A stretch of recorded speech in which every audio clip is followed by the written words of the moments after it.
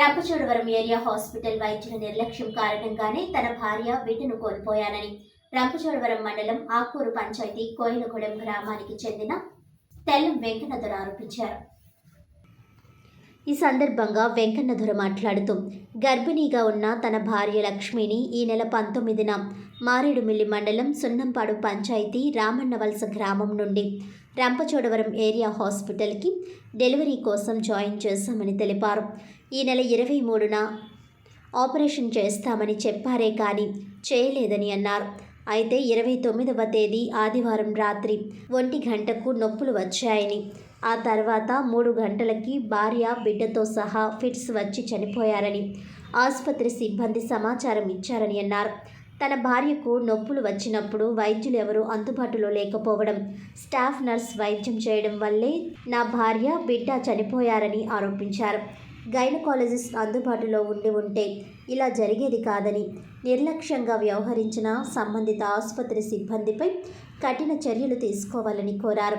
మృతురాలి బంధువులు, గ్రామ ప్రజలు ఆసుపత్రి వద్ద ఆందోళనకు దిగిన విషయం తెలుసుకున్న Rampachodavaram ITD APO sub collector Kalpasri ప్రాంతీయ ఆసుపత్రికి చేరుకుని పరిస్థితిని సమీక్షించారు.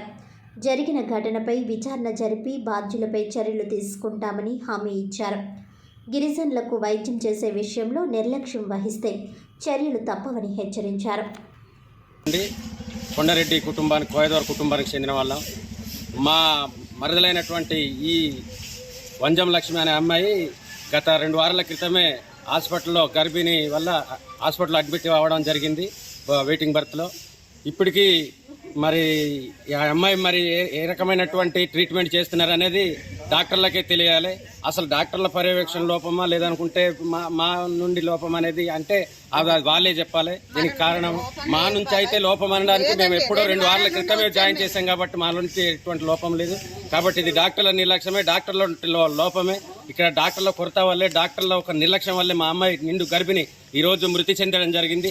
దీనికి బాధ్యులైనటువంటి డాక్టర్లు కానీ, దీనికి ఈ హాస్పిటల్కి ఉన్నటువంటి సూపరింటెండెంట్ గారు కానీ, అలాగే ఐటీడీఏపీఓ గారు కానీ, సంబంధిత కలెక్టర్ గారు కానీ, దీనికి డిఎంఎండ్హెచ్ఓ గారు కానీ వీళ్ళు సమాధానం చెప్పే వరకు కూడా ఇక్కడ నుంచి ఈ యొక్క మృతదేహాన్ని మేము ముట్టుకునే పరిస్థితి లేదు, తీసుకెళ్లే పరిస్థితి లేదని కూడా మీ ముఖ్యంగా తెలియజేస్తున్నాం.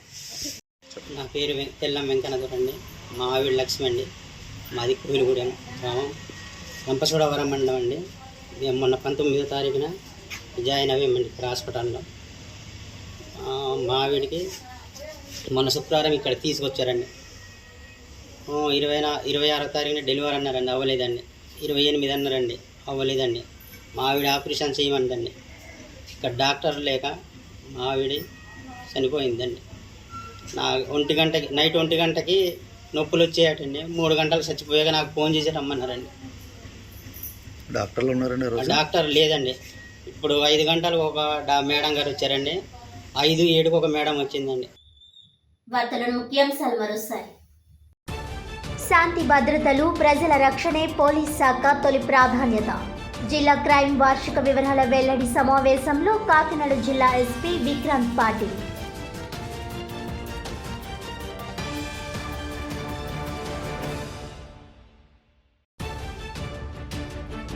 దేశవ్యాప్త పిలుపులో భాగంగా కాకినాడ జిల్లా కలెక్టరేట్ వద్ద వామపక్షాల పార్టీల ధర్నా.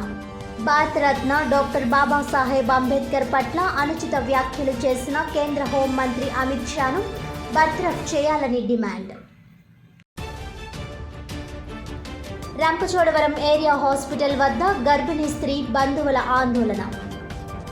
తన భార్య మృతికి వైద్యుల నిర్లక్ష్యమే కారణమని ఆరోపించిన మృతురాలి భర్త తెల్లం వెంకన్నదొర.